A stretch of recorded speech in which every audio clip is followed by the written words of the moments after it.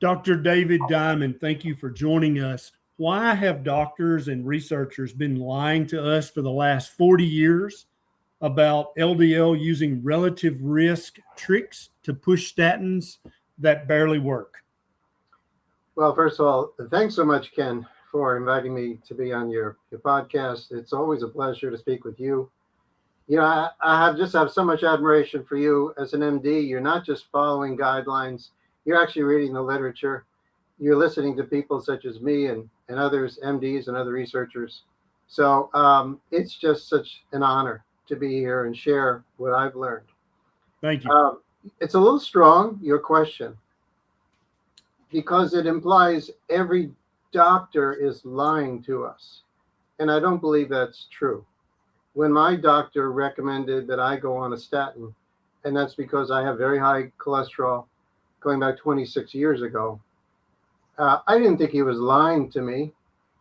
The real question is, why do doctors follow the guidelines very sheep-like? Why is it that they don't do the research for themselves to see that it's really not justified, first of all, to lower your LDL, especially if you can work toward being healthy? And as you really say in your question, the actual benefit of statins is just so minuscule that people aren't aware that they're so ineffective. And yes, you mentioned relative risk. And I actually do have a slide later on that we can either cover right away, or if you want to go right to it, or we can lead up to it. Because what I think is important is understanding the science. And it may be, and I know you wanted to get right to the point, but I don't think your listeners know, many of them know who I am, but many may not know who I am. I mean, the question is, why should they care about anything I say? Yep. I mean, I put it right in there. I'm a PhD. I'm not an MD. I didn't go to medical school. I'm not a cardiologist. So why should anyone listen to me? And if you don't mind, I just think briefly. I think that's an excellent idea. I do want you to tell people how long you've been researching this. And, basically we're going to get into the slides momentarily and show what you found through your years of research. But I want you, because you're almost 70 now. That's right. And I want you to, after you've given us your bona fides, I want you to really let us know at age 69, how many years have you had documented high LDL cholesterol? How many strokes and heart attacks have you had? What's your daily, regimen look like? Are you crippled and disabled, or are you out there? You out there running around enjoying your best life? Okay. So just briefly, 1978, I had planned on going to medical school, but I took a course on neuroscience, walked into a neuroscience lab and decided neuroscience was going to be my life. And for the past 46 years, I've been a neuroscientist. And so my PhD is in biology, which is an area that I absolutely love. Along the way, I've received millions of dollars in funding for my research on primarily PTSD and Alzheimer's disease. I retired as a career scientist at the VA. And so I've published about 150 papers in medical journals on neuroscience, both papers, reviews, articles. And so, I've been very successful as a neuroscientist. And understand, I'm not a contrarian by nature. Anyone who knows my neuroscience research, my neuroscience colleagues have no idea of the controversy that I've been involved in. So we've got the one part of me that's a neuroscientist.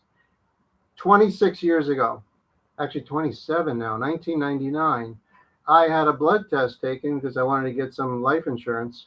And they put me at one of the highest risks. I was near risk for a smoker because actually I had astronomically high triglycerides and extremely low HDL, a ratio that was about 25, which for anyone that knows, that's some seriously bad ratio. You don't want your ratio to be more than 2 or 3 to 1. And mine was 25. And in fact, what happens when your triglycerides are that high, mine were between 700 and 1,000. When they're that high, they don't even give you your LDL because it's calculated based on relatively low triglycerides. So my first concern, 1999, was and triglycerides are dangerous. I got dangerously high triglycerides. My doctor did want me to go on a statin. And understand, I'm a neuroscientist, not a heart disease researcher. So I just took a look at it. Yeah, that was extremely bad. And all my adult life, I had the impression that eating meat was bad for you, eating bread would be good for you. So I'd pat myself on the back because I'd eat bread, but not have any butter on the bread. That got me learning about the science. And I decided rather than take any medication, I needed to learn why I had triglycerides. Bottom line is, I learned that it was because I had a very high carbohydrate diet. Got my carbs down, although I do have a genetic anomaly that results in relatively high trigs. It's not normal to have them at 1,000. And I have a relatively low carb diet, probably not ketogenic. I do drink some exogenous ketones. So my carbs are between 50 and 100 grams a day. And my triglycerides are now much lower. My ratio is much better. But once I got my triglycerides down, then I had an additional problem. Then they could actually look at my LDL. This is now after about 6 years. And it was alarmingly high. My total cholesterol was 300. My LDL is about 200. And it's been there for about the last 20 years. And when you ask, all right, what have I done about it? I've done nothing. No statins, no medication, no change in lifestyle. Let me ask you this, doctor. Did lowering your carbohydrate intake from whatever it was when your triglycerides were over 700, did lowering your daily carbohydrate intake to under 100 grams a day roughly, did that fix the triglyceride issue? Well, it dramatically improved my triglyceride issue. So I'm routinely about 150 now, my triglycerides. My HDL range is about 50. So I've got my ratio down from 25 to 3 or so. Beautiful. And really, I'm an anomaly because that's still a high ratio, but I have no other risk factors. So weight, blood pressure, you name it, inflammation, I have no other risk factors. So in a sense, I'm like the lean mass hyper-responders, but with just a high triglyceride HDL ratio. You ask how many strokes and heart attacks. Listen, I don't want to be like the guy who was actually on TV decades ago who said, I'm going to live to 100, and he had a heart attack during the commercial, and he died. So I don't want to be the guy that says nothing bad can happen to me. So we just talk about the past. I've been very healthy. I've been able to lose weight. I was heavier. I was never obese or diabetic, but I was a good bit heavier 26 years ago. I've been able to get down to a good weight. I now work out 5 days a week, and I feel great. Yeah, I'm almost 70 years old. And so, yeah, I'm doing really well. No heart attacks, no strokes, no problems, no chest pain, nothing.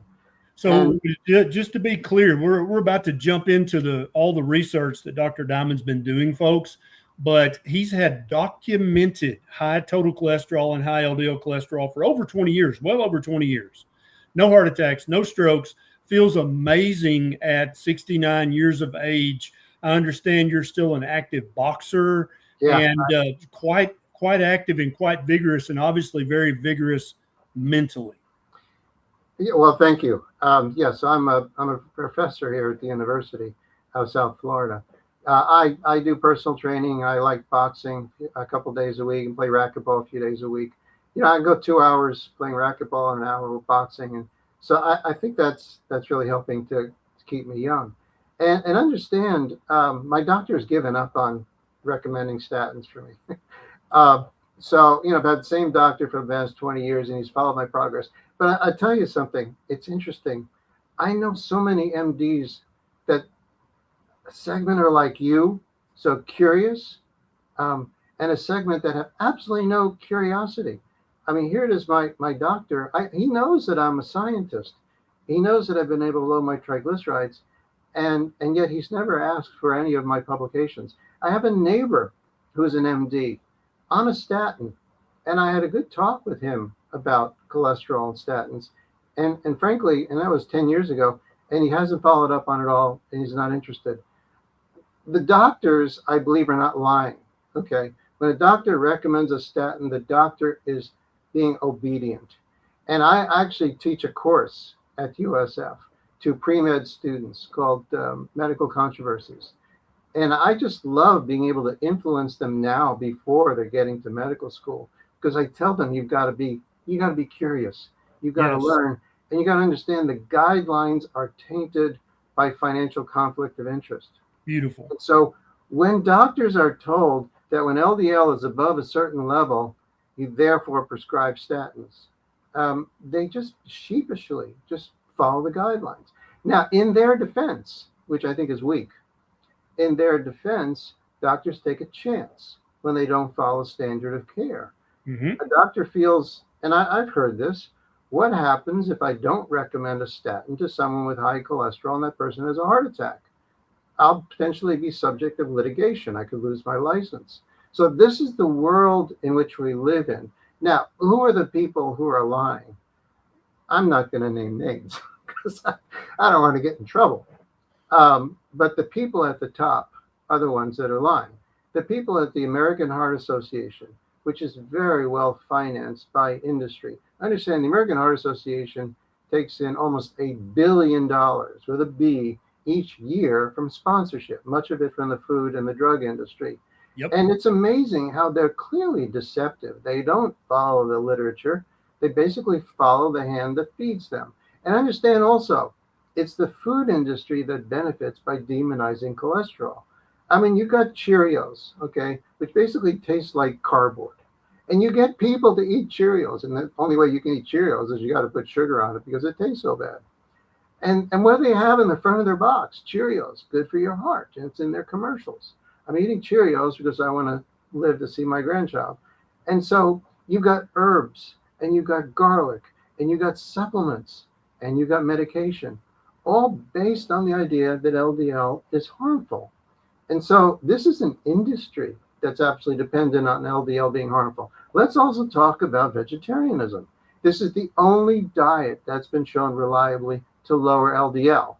Aside from LDL, there's absolutely no benefit to being a vegetarian. Correct. And so the vegetarians will look for every opportunity to demonize LDL. So you've got a financial conflict of interest.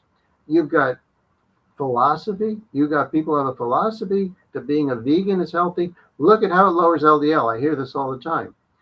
And yet they've never been able to show actually fewer coronary events in those who are vegetarian compared to omnivores. So there is clear deception at the top. And then there is simply people following guidelines at the lower levels. You've also got, it's remarkable, I'm on Twitter, which is X, and I see people who aren't MDs, and they'll so vigorously say, how can you say that LDL is not harmful? And these are just regular people who have been convinced by their doctor to say you've got to lower your LDL. So it's multiple levels. And what I'd also like to get into at some point today is we've also got our allies. There are people in the low carb sort of camp that I think have also either demonized LDL, expressed great concern over LDL, or they've ignored the literature that says that high LDL for a low carb dieter is not harmful. So we're, in a sense, we're fighting. It's David versus multiple Goliaths in this camp, in this battle.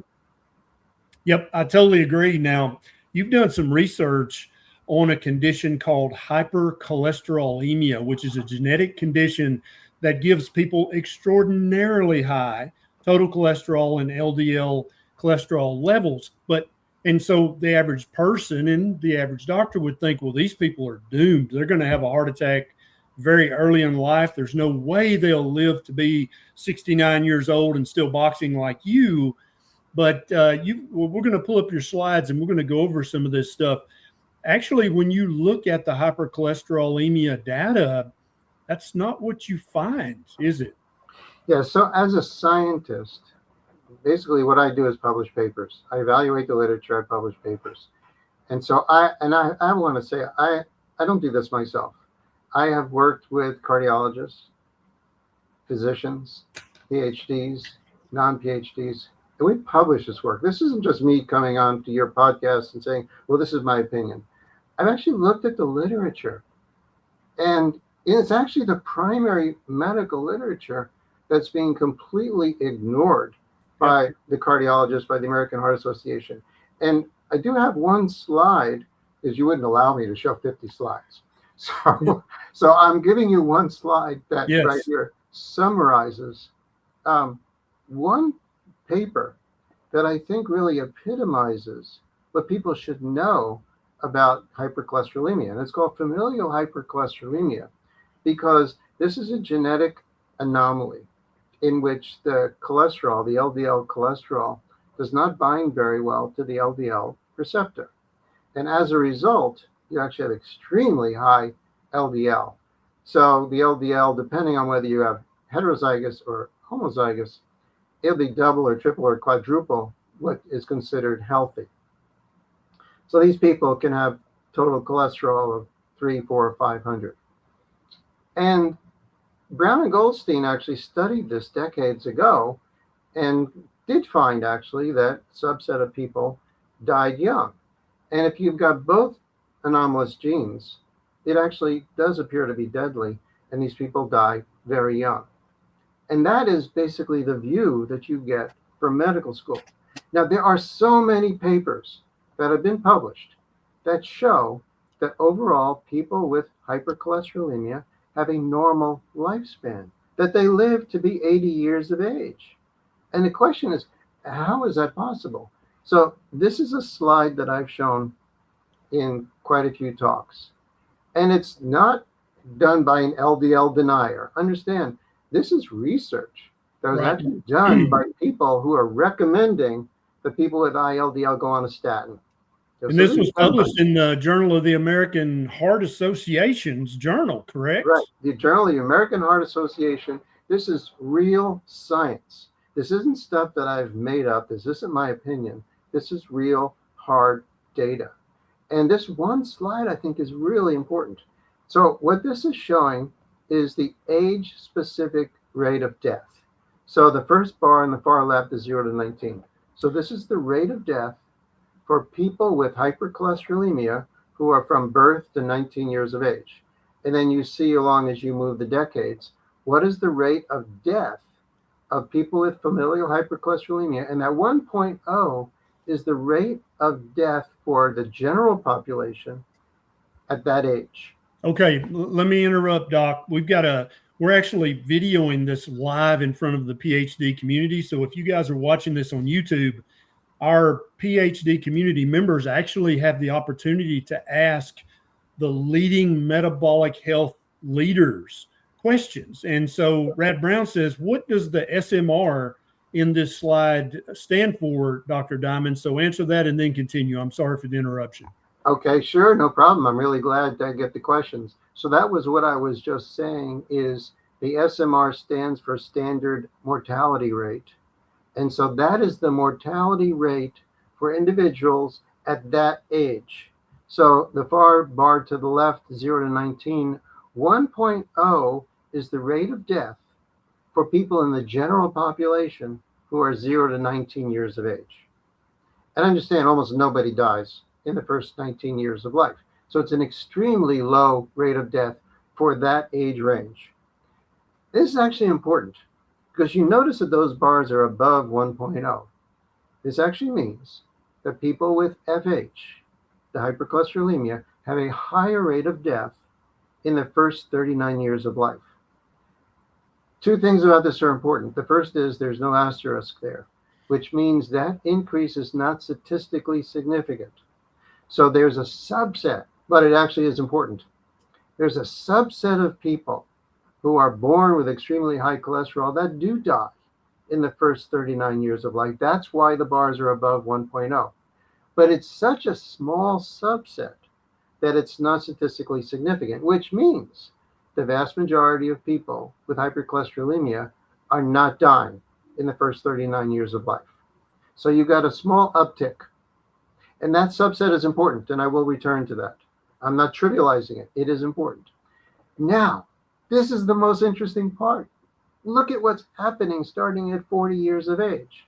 The people with FH, that's intrafamilial hypercholesterolemia, these are people who are living their lives with extremely high cholesterol. You've now gone down to 1.0 at 40 to 59. Starting at 60, you're going below 1.0, which means beginning at 60 years of age, these people are dying at a lower rate than the general population. And in fact, the people in their 70s with extremely high cholesterol have a lower rate of death, a 40% lower rate of death. And that was shown in the paper. And that's why, in fact, I copied and pasted. The only significant difference is, this is from the authors, not from me, is that people in their 70s had a significantly lower rate of death. And this isn't compared. Sometimes people will talk about reverse causation, in which people with extremely low cholesterol tend to be very sick. And so they have a very high rate of death. We're talking about comparing people in the general population to people that have FH. And so the people who are in their 70s, who have lived their lives with high cholesterol, are less likely to die than the general population. And the authors didn't do statistics, but it appears to me, if they did, that if they simply started at 60 and gone beyond, you would find people over 60 have a lower rate of death compared to the general population. Now, why is that? Is this a strange finding? No. This has been shown repeatedly, that people with extremely high cholesterol are actually healthier than the general population. And what are these people actually dying of? So in my talks, I show that they have a normal rate of cardiovascular disease. The LDL has no influence on cardiovascular disease death. They have half the rate of death from cancer, as well as death from infectious disease. And why is that? Because LDL is a part of our immune system. When we have a bacteria or a viral invasion, any bacteria, a pathogen, the LDL attacks that pathogen, a pathogen being bacteria or a virus. It's the LDL that actually helps us to survive an infection. And in fact, people that have the highest LDL are much less likely to develop sepsis, which is this massive infection and response by the immune system. The immune system works better when we have a high cholesterol compared to lower cholesterol. So that helps us to understand why it is elderly people with high LDL are so healthy. We published a paper. I want to acknowledge the people I've worked with. We published a paper reviewing the literature on extremely high LDL in elderly people.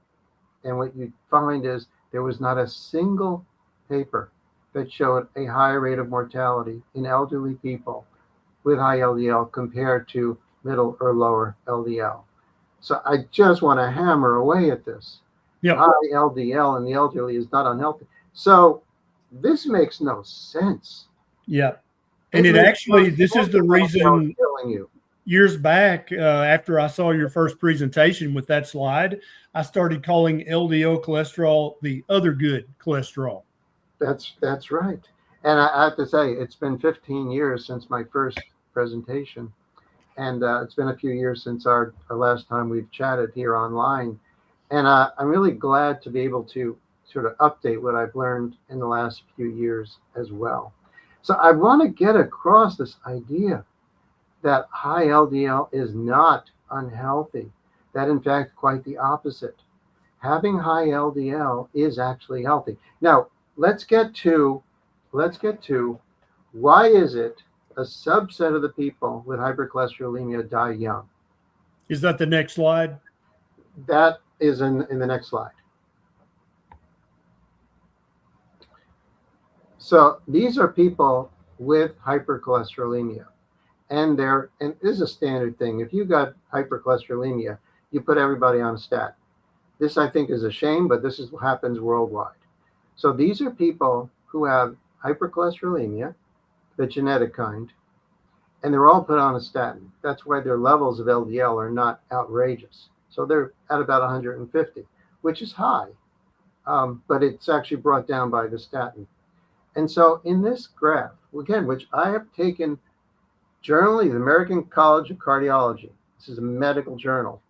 Data in the medical journal shows their LDL on the statin between those that have heart disease now and those that don't. And you see that basically it's identical. They're both at around 150. The red are the people that have heart disease. The blue are those that don't have the heart disease. And you see the LDL is about the same. So what is the difference? The difference is the most important measure that there is, and that's coronary calcium. That coronary calcium is able to predict who will have the heart disease and who will die in the next 10 years of heart disease versus those who don't.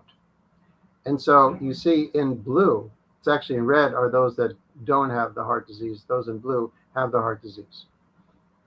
And so CAC is in the middle, and their coronary calcium is relatively high. And so their coronary calcium is about 230 in blue, whereas those that have no heart disease, that's the red, it's 0. And as the authors have, nearly half of those that had no detectable coronary calcium had a lifetime of significantly high LDL. And this is why coronary calcium has been downplayed by the American Heart Association and by cardiologists, because it is a far superior measure of who has heart disease and who doesn't. So there was one important difference between the two groups, and that's fasting glucose. So you see the group that has the heart disease in blue on the far right has significantly higher fasting glucose in the range, borderline diabetic. Whereas those that don't have the heart disease, they have low coronary calcium, their fasting glucose is below 100. So this is such an important measure that is ignored by those who want to promote the idea that LDL causes the heart disease. This is an example of how people who live a lifetime of high LDL don't have the heart disease, but if they have high fasting glucose, then they're much more likely then to develop the heart disease. And I think I agree with you that the hyperglycemia and the usually accompanying hyperinsulinemia is probably the primary driver for coronary vascular coronary artery disease. Now, having studied the CAC score in depth, having had multiple conversations with Dr. Agatston, Dr. Norwitz, Dave Feldman, and others, I am coming to suspect, and I could be completely wrong about this, it's just a hypothesis, the CAC that you've got listed in with the blue column, I'm coming to wonder if it is the actual CAC score that matters, and I think it does matter, but is the CAC score actually what it's actually giving us? Is it's a proxy marker for the level of soft plaque and inflamed plaque in the average patient? Because we know that if you take a statin, it's going to tend to increase your CAC because it's effectively turning the soft plaque into hard plaque. And we know that the calcified plaque is a much more stable senescent plaque than a soft plaque or an inflamed soft plaque. And so you can feel free to disagree with me on this, but I'm wondering, is the CAC just a rough proxy marker for soft plaque? Because if you have calcified plaque, you're probably going to have some soft plaque as well. And could it be that that's the actual danger that's being reflected in these CAC scores? Does that make sense? No plaque is good plaque. So I agree with you. And the CAC, the coronary calcium, doesn't tell you about soft plaque, and that could be measured separately. But understand something. It's so well established that coronary calcium is the best marker, independent of age. You can be 40 with coronary calcium of 200, which shows that you're more likely to have a heart attack in the next 10 years. You can be 80 with 0 coronary calcium, which means you're not going to have a heart attack or stroke. And it's so well established, the link of coronary calcium to heart disease, and I mean real events and mortality. Yep. That the field was faced with a problem when it came out that it's so clear that statins increase coronary calcium, you could imagine the problem that the American Heart Association, American College of Cardiology, and the cardiologists are faced with.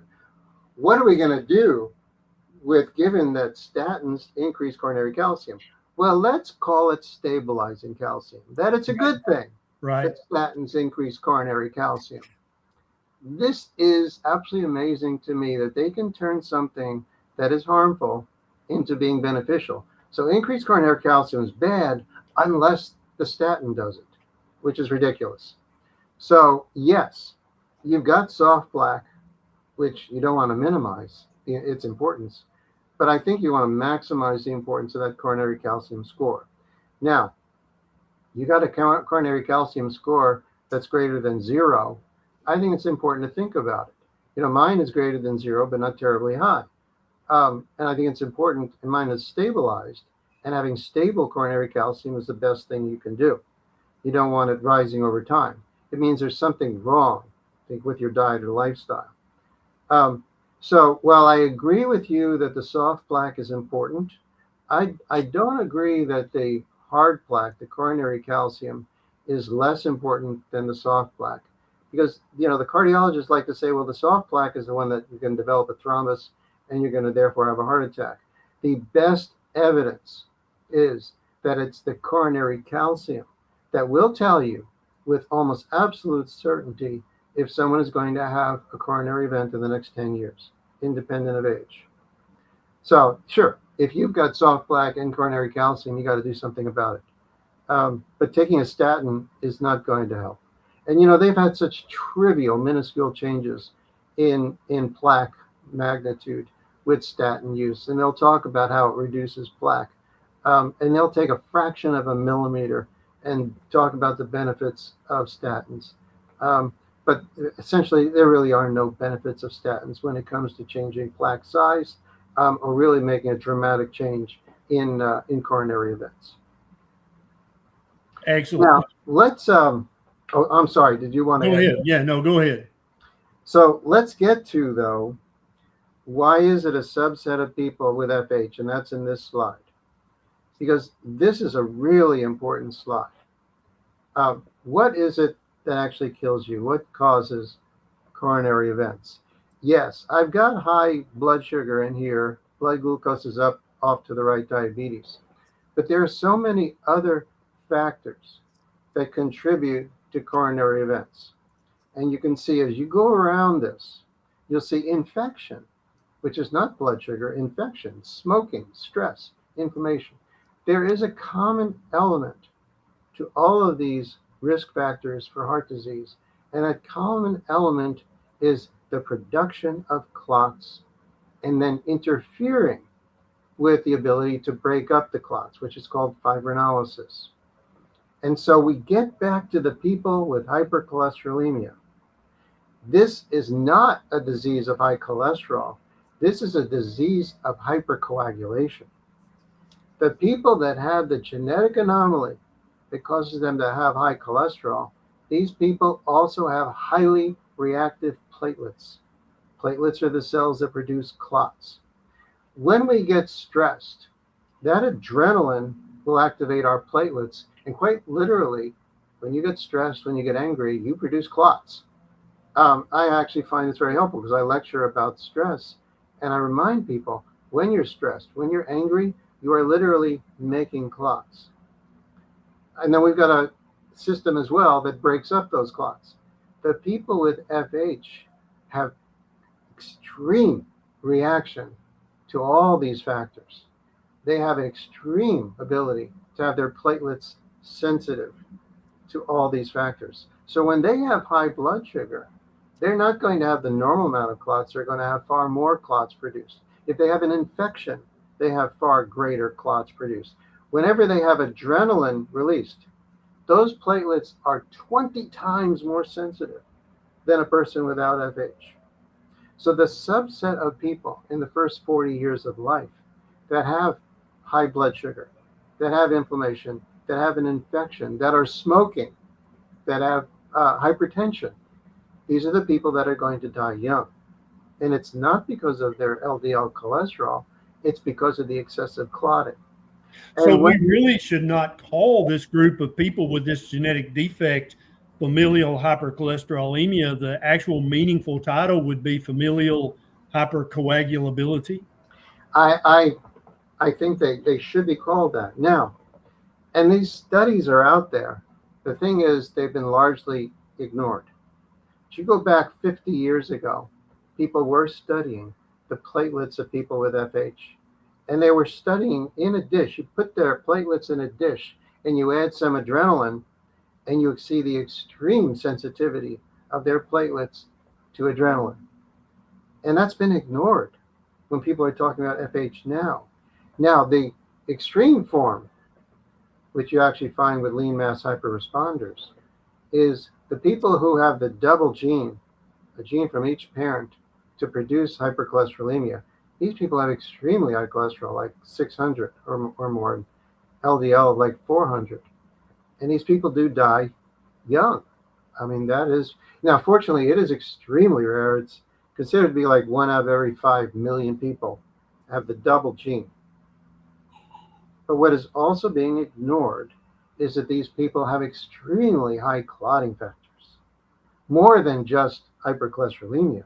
So they have some of the highest levels of fibrinogen, which is a protein that triggers clotting. And we actually published this in our review, that this work was shown decades ago, that the people with the extremely high cholesterol who die young, these people have extremely high fibrinogen. Now, that has been completely ignored, and it's really a shame because it's only one paper that I found published about 50 years ago, but it's been ignored. And Yep.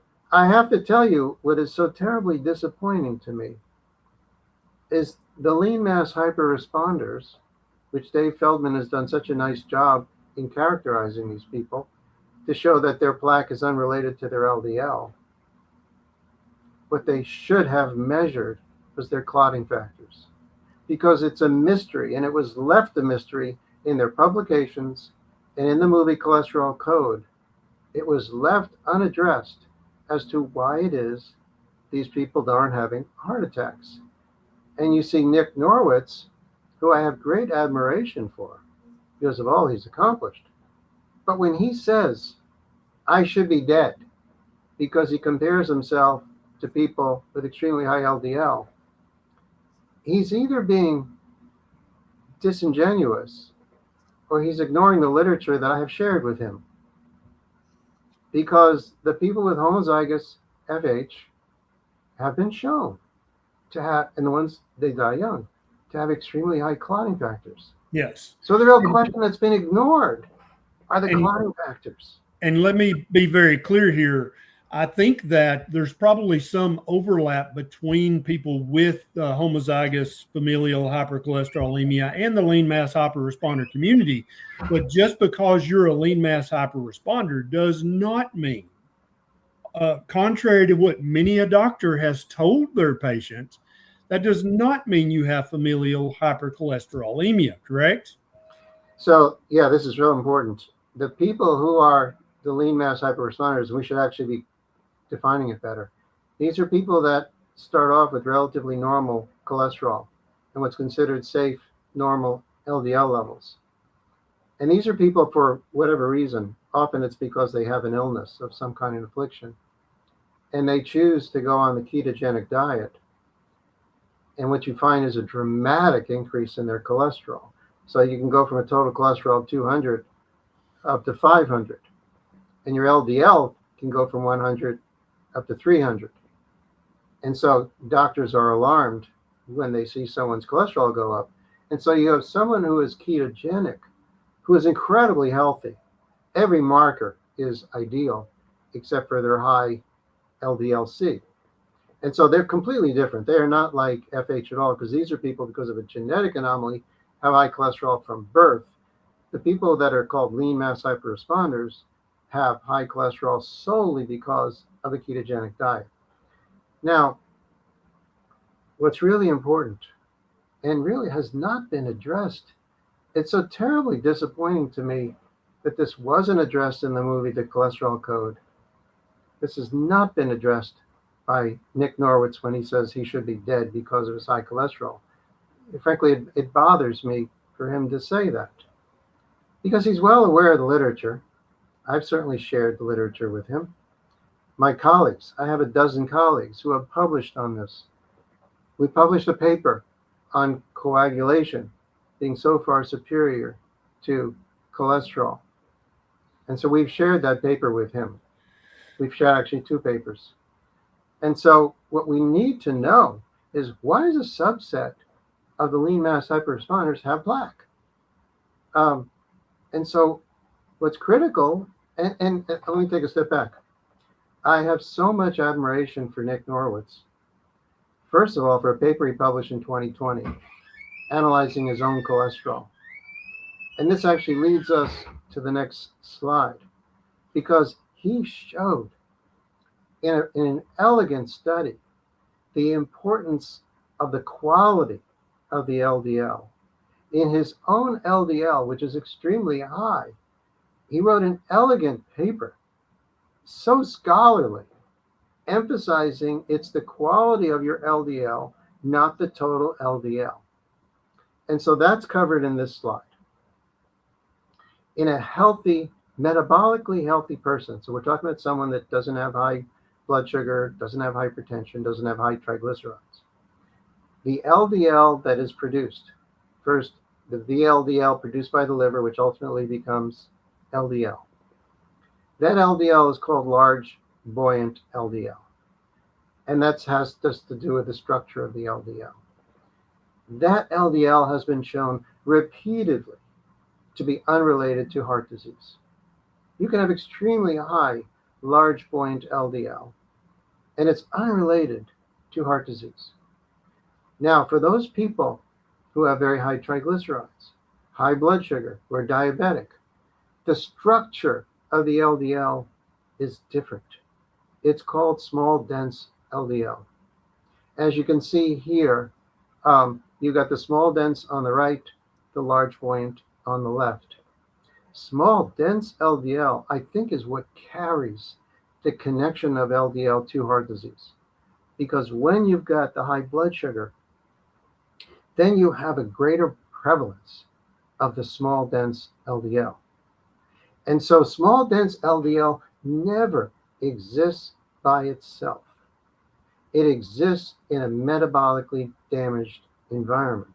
It exists in a person that is overweight, that has high blood pressure, has high blood sugar, and has small, dense LDL. That person will have more heart disease than the person that is metabolically healthy. And what is so frustrating for me is that Nick Norwitz published a paper and reviewed the literature on this in 2020. And he has clearly very low small, dense LDL, which explains why he's not dead. It explains why he has no plaque. He has a metabolically healthy environment. He has low, small, dense LDL. And so crucial is you want to have that great balance. Low, small, dense LDL, high, but you don't want to take a drug to reduce your small, dense LDL. What you want to do is, like I did, get your triglycerides down, get your blood sugar down.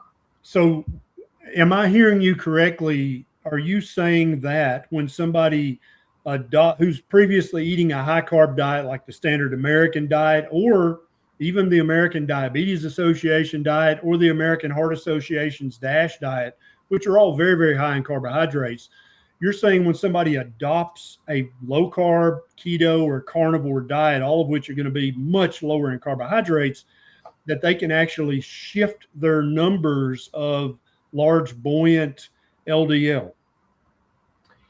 Yeah, in fact, if we go to the next slide, I can substantiate what we've been talking about. Okay. So this is work, again, published in a medical journal, in which you are looking at the people who have a dominance of small, dense LDL versus significantly lower small, dense LDL. What does their physiology look like? And so in red what you've got are the people that have high small dense LDL. And you see their triglycerides are high, over 200. Those that have low small dense LDL in blue, their triglycerides are nice and low, below 100. Now we look at their overall health by looking at metabolic syndrome. So how's their HDL and their blood pressure and their weight and their blood sugar? And that's metabolic syndrome. The people who have the high small dense LDL, over 70% of them are diagnosed with metabolic syndrome. The people that have less small dense LDL, only about 20% have metabolic syndrome. So again, this is from the general population. You're not looking at people on a ketogenic diet. You're just looking at the general population. Yep. You can see this distinction. So we start off by emphasizing the small dense LDL does not exist by itself. It is a consequence of having a damaged metabolism. But now let's look at the next slide.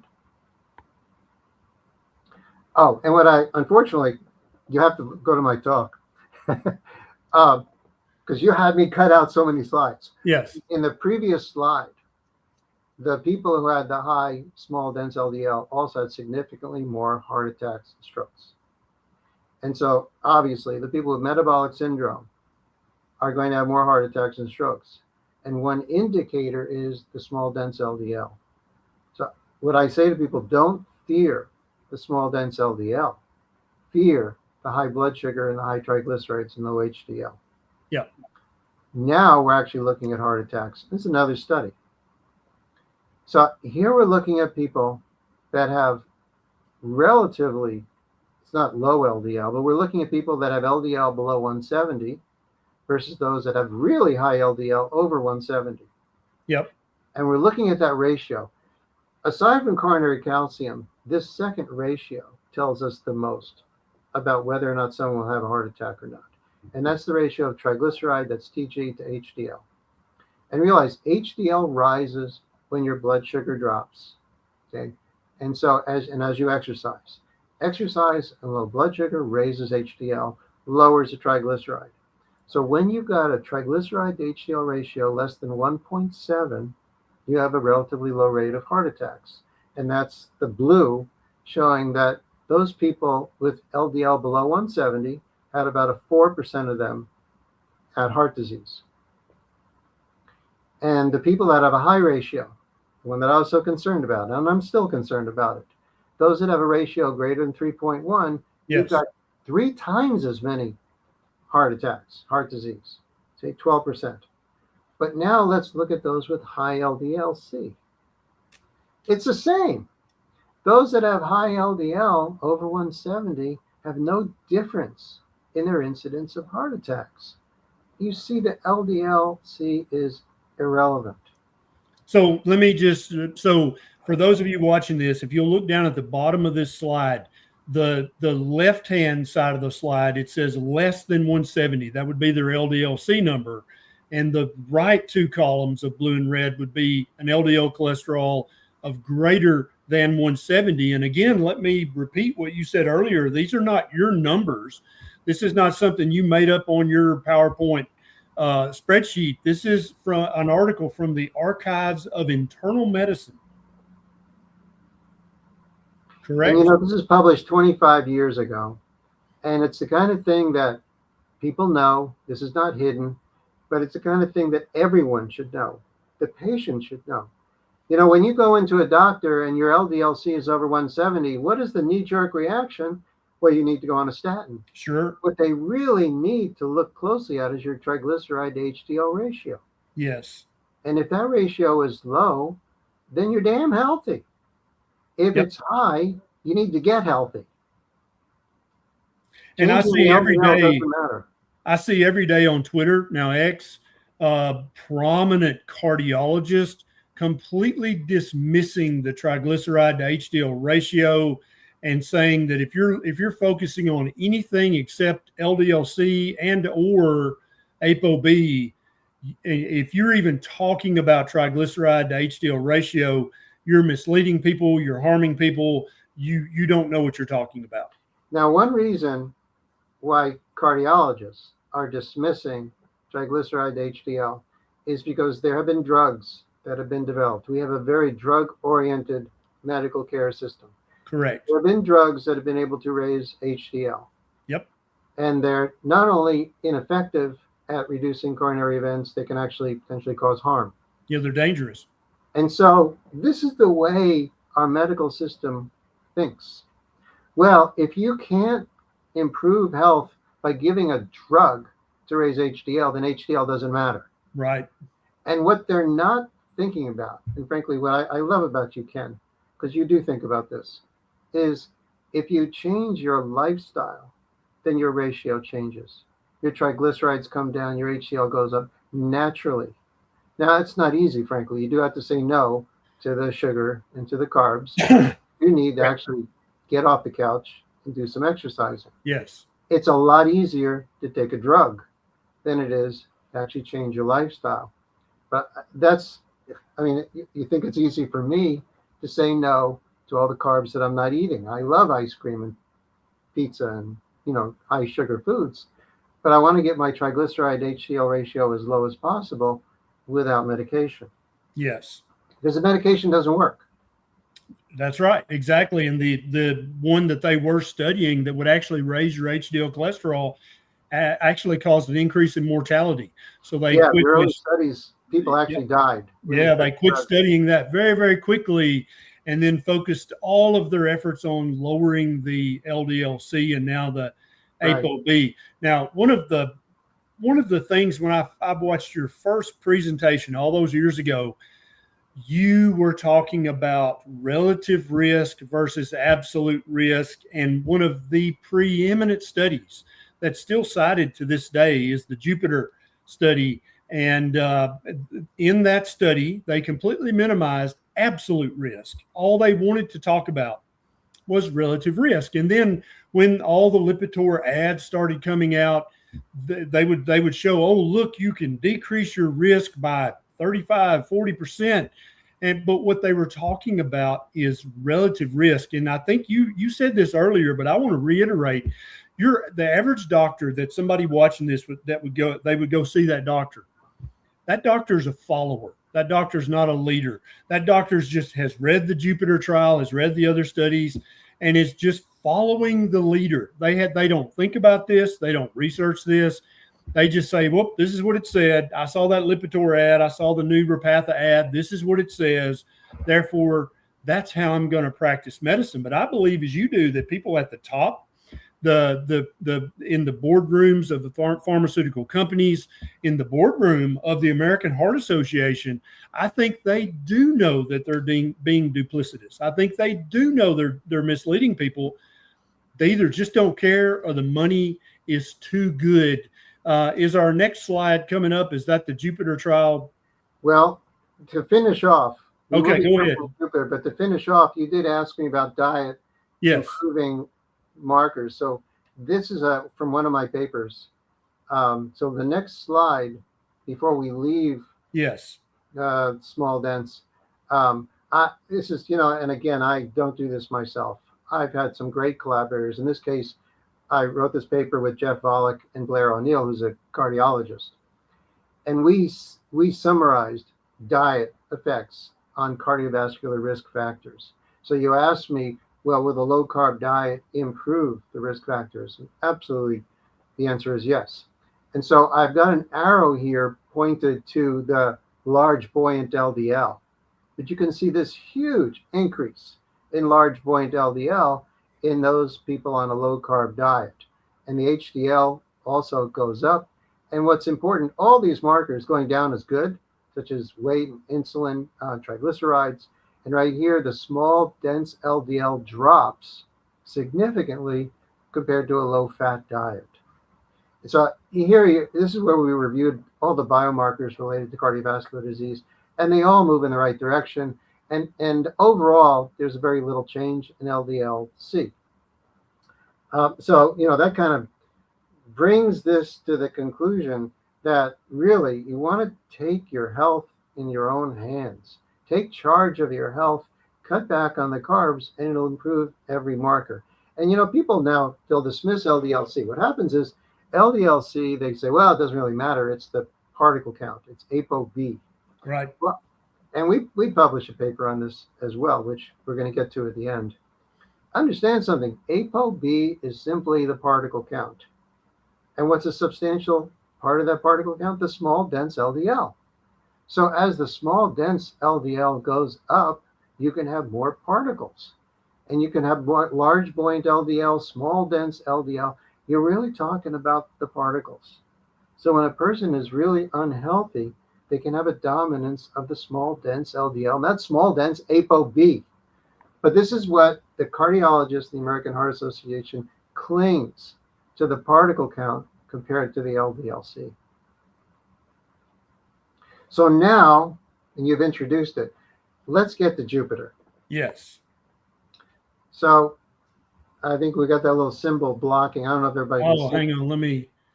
I think I can take that out. Where is that?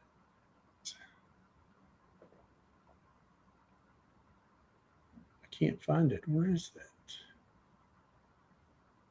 So that's 54% underneath that symbol. Go ahead. I'll try to remove it. But what does it say under there that I completely blocked? So I've lowered my risk of a heart attack by 54%. And understand something, and there are surveys that show this. Doctors think they've had the medical education so they understand risk, but they really don't. Studies have shown, and we're going to talk about relative risk versus absolute risk. When you give doctors the relative risk figure for lowering cholesterol, they're more than twice as likely to prescribe medication than when you give them the absolute risk value. So doctors, with all due respect, not to you, Ken, to other doctors, are not aware of their ignorance.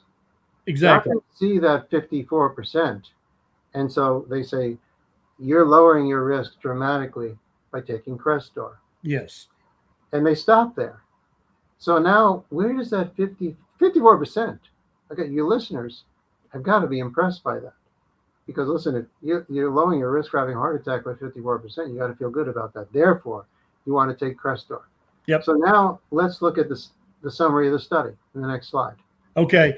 But first, let me say to everybody watching this, there's something about doctors, and I'm saying this as a doctor. I've been practicing for almost 24 years.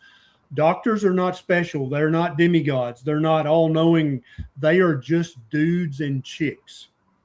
And so when you have that, when you understand that, yeah, they are just as susceptible to the marketing from Big Pharma as patients are. So the commercials on television or on YouTube videos, they put the same kind of advertisements in the medical journals, or they show them to the doctors, and the doctor sees 54%, and the doctor stops thinking right then. They don't think, well, yes, but is that relative or absolute risk? No doctor thinks that, because they're just dudes and chicks just like you. They're just like, oh, 54%, dude, that's a big deal. Okay, I'm going to prescribe that drug. Now, next chart. So here you're seeing the principal investigator, the one that ran Jupiter, Paul Ritker, is summarizing what Jupiter found. And these numbers are huge. In only 1.9 years, you have a 44% reduction in all events. And we take the biggest one, 54% of myocardial infarction, which is a heart attack, reduction in stroke, reduction in mortality. So this is how it is presented to the medical community, the findings of Jupiter. Understand, he is intentionally showing you only what's called the relative risk. He is not showing you what we are going to talk about, the absolute risk. So this is deceptive. And people have published editorials over the decades saying what he is doing here is wrong. It is deceptive. It is intentional to promote the use of Crestor, okay, by physicians, and also for people to acquiesce and to take Crestor. So what I do is I look at all these studies, and I share with the community. I share actually at cardiology meetings. I share at the meetings, and I cover. Well, what did Jupiter actually find? By the way, and I'm not covering it here, that trial was supposed to go 5 years. They stopped it at 1.9 years. Now, the question is, why did they stop it? Because so many people were developing diabetes. there was a significant increase in new onset diabetes in the Jupiter trial. And it's interesting, they dismissed it. They said it was just a matter of chance, but it was statistically significant.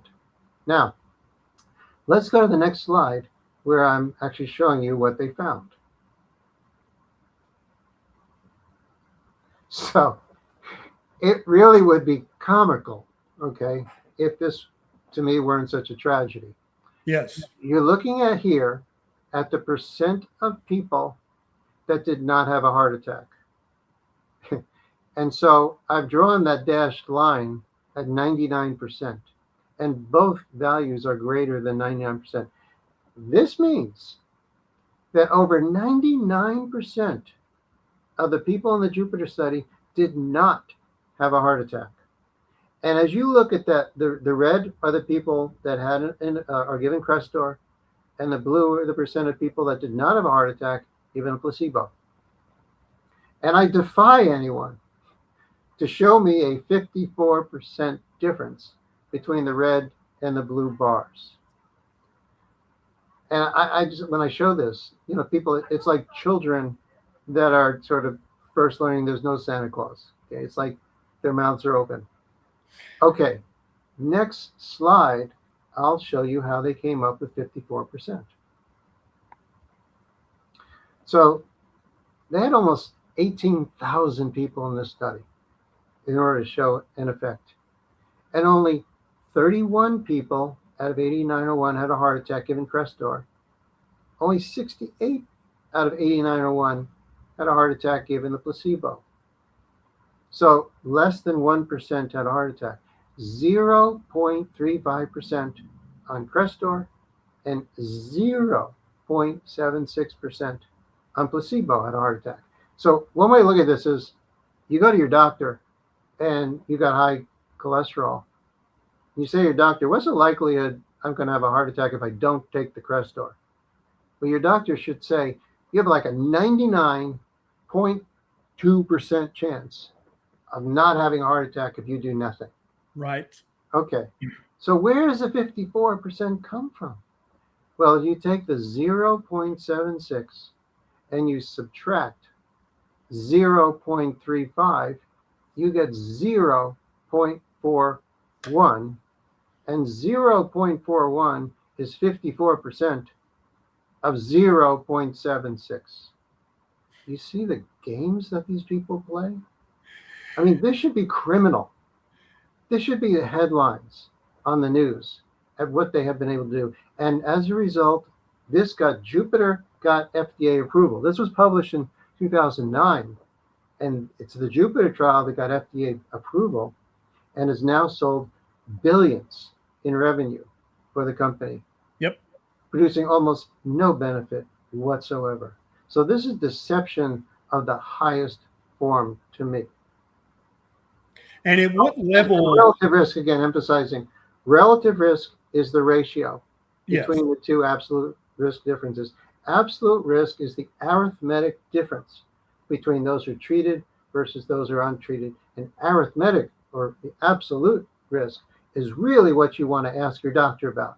Because that's what applies to the individual patient, correct? Absolutely. When your doctor says you should go on Crestor, and the reason why often people go on Crestor is because they're on Lipitor and they have brain fog. And so they get brain fog and say, we'll put you on Crestor.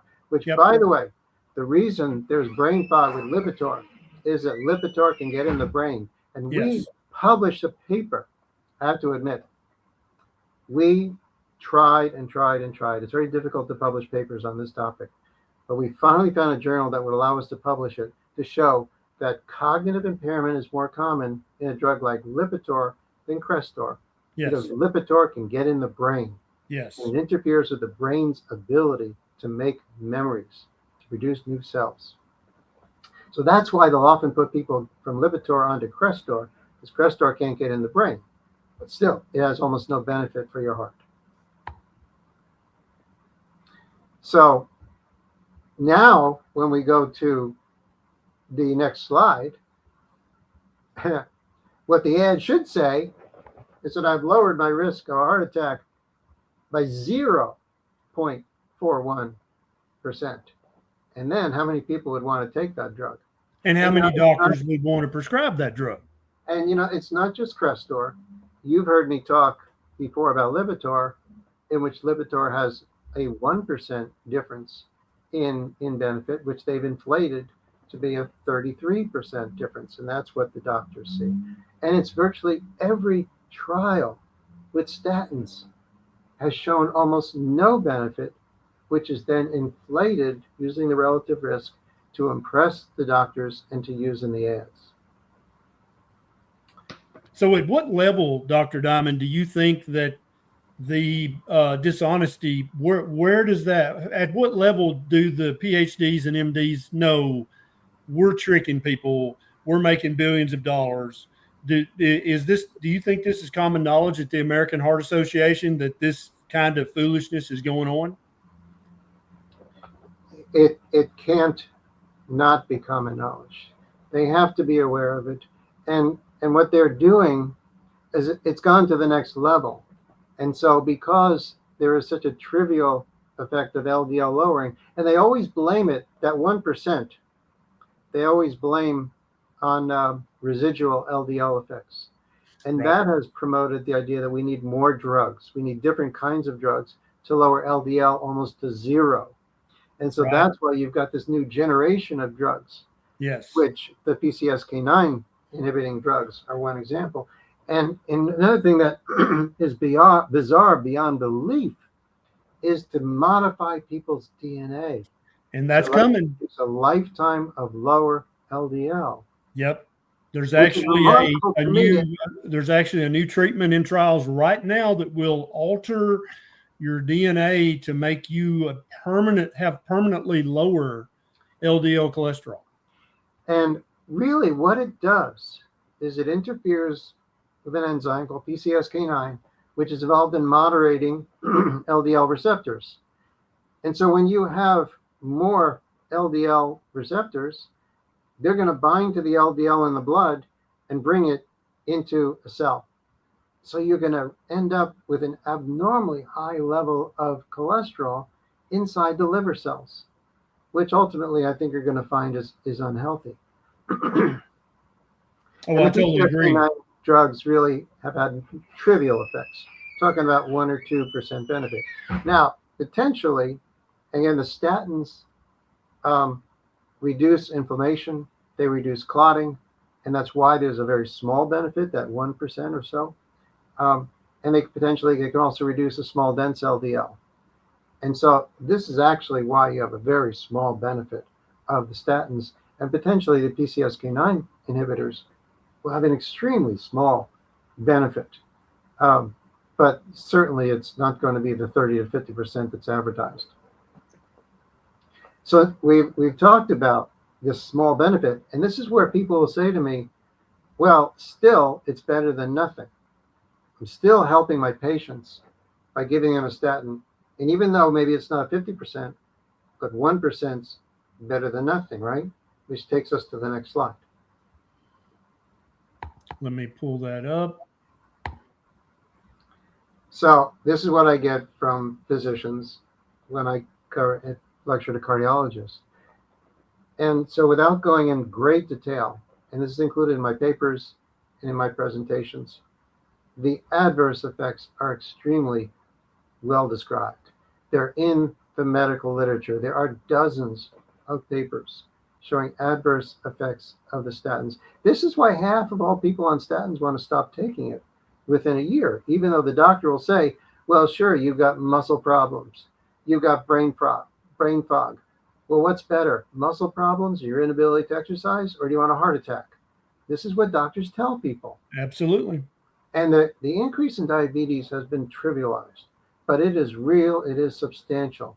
There's a very nice study that came out of Scandinavia, funded by the government, which showed that spontaneous development of diabetes in people occurred in about 5% of those on placebo and about 10% of those on a statin. So when we're talking about doubling, that's a substantial number of people that are developing diabetes as a result of being on a statin. Yep. And there are so many papers, but we don't have time, but I do want to cover one paper in the next slide, which I think is so incredibly important. So here, and this paper was published over a decade ago, you had people that went to their doctor and they're complaining about memory problems. They are diagnosed with dementia. These are 75-year-old men and women. Go to their doctor, they have memory problems. These people are all taken off of their statins. After a month, their cognition improved. They no longer have dementia. And the critical manipulation is that now all of these people are put back on their statin, then a dementia returned. This has been minimized by the American Heart Association. It's minimized by most cardiologists. And they say, even if you have a cognitive problem, we'll just switch you to another statin, which will cause you muscle problems. Right. You know, we have an epidemic of Alzheimer's disease in this country and in this world. And we have a high percentage of elderly Americans that are on statins. And we don't know what percentage of those people on the statins have a functioning brain, which is being impaired by the statin. We just don't know, because this is a study in which has no methodological flaws and no one has followed up on it. And this is the kind of study that needs to be done on people diagnosed with dementia who are also on a statin. So you think that if we took a population of, say, 1,000 people who've been diagnosed with dementia of some severity, who are also taking a statin, and you stopped the statin therapy for all 1,000 of those participants, you think there would be a meaningful reduction in their dementia score? There's no way to answer that question scientifically. It's an unknown. Right. But your hypothesis would be? My hypothesis would be particularly those that are on a statin that can gain access to the brain. They get through what's called the blood-brain barrier. Like Lipitor and like Zocor. Lipitor and Zocor. My hypothesis would be that we would find that a substantial percentage of those people, their dementia would resolve, that their cognition would improve. And that's such a simple study. And so I would really like to see that done. But, you know, I actually wanted to do a study like that at University of South Florida, and they're unwilling to have people taken off of their statin, if only for a month. Right. I am very pleased that I do have work going on with people at University of Cincinnati who actually are going to take people off of their statin and see how it affects them a month or two later. Excellent. So I am working with some really great MDs in my research. So the next slide, I think, is incredibly important as we sort of bring this to a close. You know, you listen to some of these leaders, lipidologists like Tom Dayspring. Yes. And Tom Dayspring talks about LDL particles like they're cannonballs. He literally says that they hit the artery wall and at a certain concentration basically break through the artery wall and accumulate inside the artery. And this is like a standard textbook view of how plaques develop. The LDL particles find their way into the artery wall. Macrophage, white blood cell, engulfs the LDL, and then ultimately it becomes plaque. It's such a simple story, and it makes no sense, again, getting back to the people with hypercholesterolemia being so damn healthy when they're old. Right. If all it takes is high LDL cholesterol to kill you, then people of that age shouldn't live beyond 20 or 30 years. So clearly this model is wrong, and yet it's being taught in medical schools. So let's go. The next slide, I think, is crucial to help us understand. So there's something called the glycocalyx. Yes. And the glycocalyx is almost entirely ignored by most cardiologists. And I've been yelling about the glycocalyx for at least a decade. And I actually have a Google reminder for me. Anytime there's a new paper published that contains the word glycocalyx, I get a Google notification on my Gmail. And let me just tell you, it's very, very seldom that I get a notification, because even though I think it's one of the most important things in cardiovascular arterial health, Nobody at the upper echelon of research seems to be interested in it whatsoever. Well, I wouldn't say nobody. Almost nobody. But you are right. It's the people in power are ignoring glycocalyx entirely. So what are we talking about with the glycocalyx? So in the bottom of this slide is a picture, an electron microscope picture of a real glycocalyx. It's an artery. And that furry looking thing is the glycocalyx. And so these are glycoproteins that line our blood vessels. And I'm trying to make it where we can see it better, but that's as good as we can get. See the bottom, everybody watching this, look at the bottom right-hand black and white photo. And it looks like the hair on top of somebody's head. Go ahead, doctor. Right. It looks like a bad hair day. Yes. And so understand, this is a layer of protection that is lines all of our blood vessels. Yes. And as I have in the diagram, and this is actually from a paper which I find interesting, a paper from a strongly pro-statin group, John Castelline, very strongly pro-statin, and yet they also publish good findings. This is a review of theirs. So when you have a healthy glycocalyx, which happens when you have low blood sugar, low blood pressure, yep, the LDL doesn't simply find its way through. Right. LDL doesn't pass through the glycocalyx. And let me add one thing from an animal biology perspective, an evolutionary biology perspective. The glycocalyx is ubiquitous across every species of mammal. Now, just from a biologist standpoint, anytime something is conserved like that, meaning that every species of mammal on planet Earth, if we have looked at a cross-section of their arterial wall at a microscopic level, they have that bad hair day that you see in that bottom right-hand picture. There is no mammal on planet Earth that does not have a glycocalyx, which means that it is very, very important, or there would be examples in the biological literature where that didn't exist. I'm sorry to interrupt. Go ahead. Oh, great point. Thank you, Ken. The problem with the glycocalyx is it's a very delicate membrane. It gets stripped off when you have high blood sugar and high blood pressure. Yes. And I want to emphasize, this cartoon figure on the right is not mine. I don't make this stuff up. Right. This comes from a strongly pro-statin group. And they're basically presenting really good science here. So it's not entirely ignored. Now it happens, this paper, I don't, unfortunately I put the year, I think this paper is about 20 years old. So I don't know if John Castelline would really want to continue since he's strongly pro-statin. Right. But on the right, what they're showing is the glycocalyx gets stripped away. And you then have an endothelium, which really is not designed to be protected against high blood sugar and high blood pressure. And it gets damaged. And let me add this, doctor, as a medical doctor who went to medical school, I've went back and I've pulled all of my pathophys books, all of my physiology books.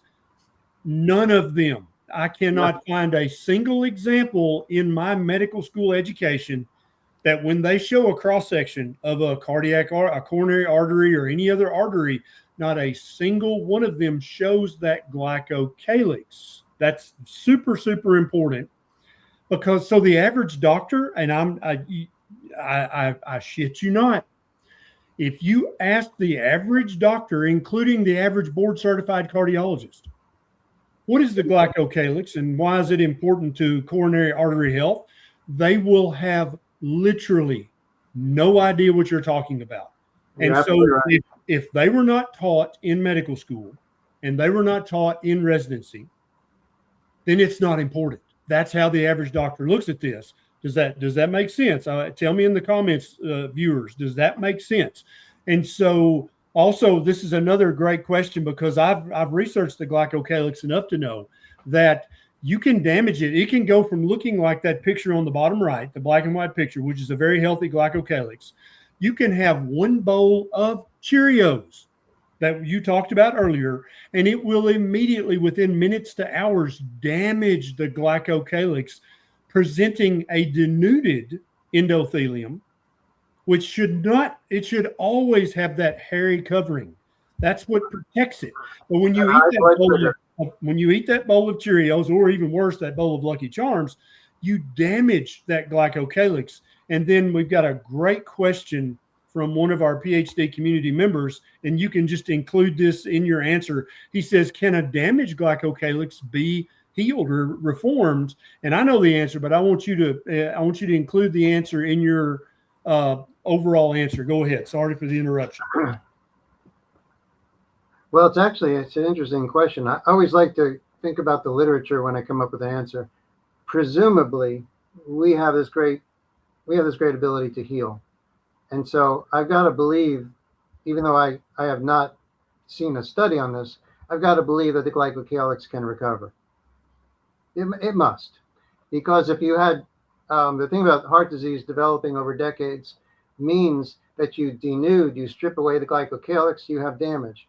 Glycocalyx recovers. You once again have high blood sugar. It's damaged, it recovers. So I think there can be little doubt that the system must be designed so that the glycocalyx can recover. Would you agree, Ken?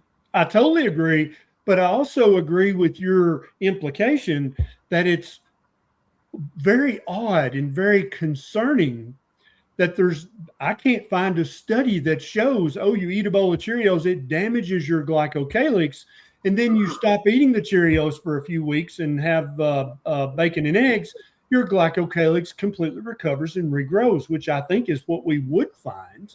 Yeah, but no one's done that research. Now, I don't have a slide for this, but I do have it in various presentations I've given. It is possible to measure the glycocalyx in a living person, which sounds surprising, but the glycocalyx, as you said, is on every blood vessel. And they do it by taking samples from the underside of the tongue, the little Exactly. tiny blood vessels. And it's sort of like a camera that is put under the tongue, because you've got some nice large blood vessels. And people have actually measured the glycocalyx in middle-aged people. And you can actually measure the stripping away of the glycocalyx in people. And there's a beautiful study out.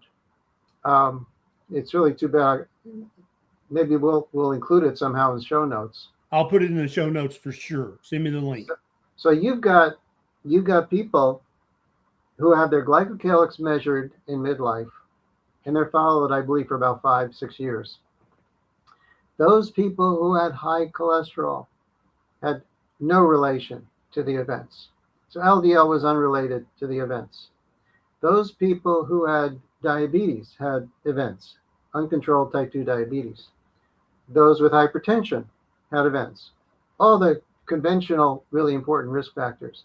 But the biggest association between events and the measure came from those who had a stripped away glycocalyx. Those who had a denuded glycocalyx had more events than those who had a healthy glycocalyx. And so I think that's the kind of study we clearly need more of. We need to know, well, the people with diabetes must have chronically denuded glycocalyx. Of course. Get that blood sugar down, it enables glycocalyx to recover. I love that. And I think that's so important. And again, I think every viewer watching this should ask themselves the question, that sounds super important and relevant. Why isn't there more research on that? And I think that what Dr. David Diamond and I have implied through this entire video, as far as what people at the top of the AHA and the kind of the cardiovascular research community, I think they're well aware of what we're saying here. And I think they choose not to study the glycocalyx for certain financial reasons. Absolutely. There's no drug to improve the health of the glycocalyx. And again, our medical system is just so drug oriented. They mention diet and lifestyle, and then they move on to medication. Yeah. So we're bringing this to a close with a paper I published in the next slide. which really had a title that, oh, actually Oh, this, I sorry. guess this is a slide. So your small, I think what's important, I don't feel any need to defend LDL. I don't say that LDL is entirely beneficial or neutral. I think the small dense LDL is damaged LDL, Yep. and it's involved potentially in inflammation. I think it gets engulfed by the white blood cells. It gets brought into the artery wall. So I think it actually becomes part of the problem. The high triglycerides, high blood pressure, and the high glucose, it all contributes, I think, to the damage. And then when you get a wound, when your artery wall is damaged, it is really just like any other wound. And so you're going to have platelets that are going to accumulate there. You're going to have a wound. You're going to have clots. And so it is like any other wound, which then repeats over and over the decades. And so you lose that glycocalyx. You then get a tear. It is really so much like a wound of the skin. Yes. And the repairing of that tear over and over the years ultimately chokes off the artery. So let's bring this to a close with the next slide. And we had the provocative title, which I was so pleased to work with Ben Bickman and Dr. Paul Mason. Some great colleagues. And, it's, and here are some of the conclusions we covered. And a lot of what we've covered today, Ken. Statin therapy is not warranted for basically a metabolically healthy person. And, this was not just an LDL denier. We had 250 references. This is a massive review. To me, this is the most comprehensive review of cholesterol and cardiovascular health that you'll find anywhere, frankly. And I was greatly helped with Ben and Paul for this paper. So I really think if you want to see why it is we're saying people should not go on a statin if they have high LDL on a low carb diet, they should look at this paper.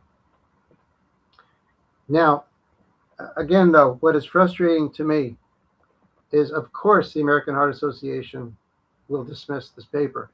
And of course, cardiologists will dismiss this paper. Sure. But I've been frustrated now over the last few years with the lean mass hyperresponder analysis. I've been frustrated that this perspective has not been incorporated to give the lean mass hyperresponders a sense that having high LDL in a metabolically healthy person, there's no evidence of harm. And I watched Cholesterol Code, which is a beautiful movie as far as showing the great benefits of ketogenic diet. But it leaves people with high LDL still being a cause of heart disease. It leaves people still worried about their high LDL. And you have one person who added carbs back to her diet. Yeah. Because she had high LDL. Correct. Her doctor, I'm not going to mention his name, but I've talked with him. He added carbs back to her diet to lower her LDL, and she then had a remission of her psychiatric disorder. And this paper, I think, is so important to tell people that in a metabolically healthy person, you're going to have the dominance of the large buoyant LDL, less small dense LDL. You're even going to be more healthy if you have high LDL than someone who has low LDL. And this is laid out in this paper, which we published actually already now, it's 4 years ago. Maybe I think we need to do an update on this paper. So really, again, getting back to FH, what kills you is excess clotting. So you want to keep your stress down, your blood sugar, your blood pressure down, because those clots are what's going to cause you to have a premature death. And the next slide is really a tribute to all the people who I've helped, I've been helped by. Sir Isaac Newton said he saw further because he stood on the shoulders of giants. Yes. And I feel so much appreciation for those who have come before me, some who are no longer alive, and those I work with now, the dozens of people. And I sort of want to give recognition to Uffe Ravenscoff, who I think was one of the leaders and has been saying this for decades. Yes. Not to fear cholesterol. And the others I've worked with. So the Title I, fat and cholesterol don't cause heart attacks, and statins are not the solution. Lipid lunacy. the ketogenic Bible. I have a chapter in there, in Tim Noakes' Bible on cardiovascular disease. And there's just so many people that I really appreciate. And I just want to put in the last thing to express my frustration, because you got influencers who have such a powerful effect on people. And one of those influencers, who I have such great admiration for, and I hate to say it, but what's frustrating me is how Nick Norwitz has not acknowledged anyone that has come before him. He's fully aware of the books that I've shown, of the decades of research. You know, you go back to John Yudkin, decades ago, battling against Ansel Keys. Yudkin saying it's the sugar that's killing us.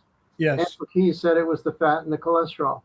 These people need to be acknowledged. And it's not just me. It's Malcolm Kendrick, Upi Ravenscroft, so many other people who came before us. And they benefited me, they benefited you. And what frustrates me is that these people are not being acknowledged. Basically, the pioneers who have stood up against the American Heart Association, American College of Cardiology. These people, I think, really need to be acknowledged as to the history in which for decades people have been saying LDL does not cause heart disease. I totally agree. And I have nothing but thanks and reverence for all of the MDs, PhDs, DOs who've come before me, who opened my eyes. I mean, you know, back in 2003, 2004, I was that ignorant doctor who was prescribing everybody Zocor, Lipitor at the highest dose I possibly could, because I thought I was doing a good job as a family doctor. And thanks to all of those kind of mavericks who've gone before me, I can now stand confidently and tell people that is not going to benefit you at all.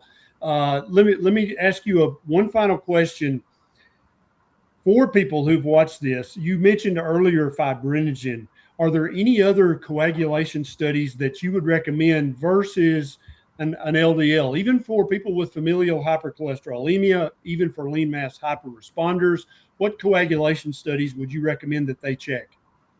So we published 2 reviews on coagulation studies, and the literature is actually massive, and it goes back 50, 60 years. Yes. You got fibrinogen, you got factor H.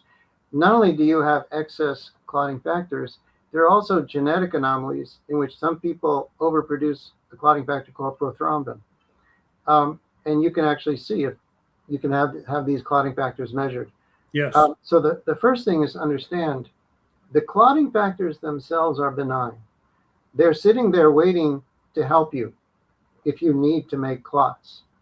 The thing to realize is evolution has prepared us to make clots even in the absence of a wound. When we are afraid, our bodies, our physiology thinks we're about to get killed. Yep.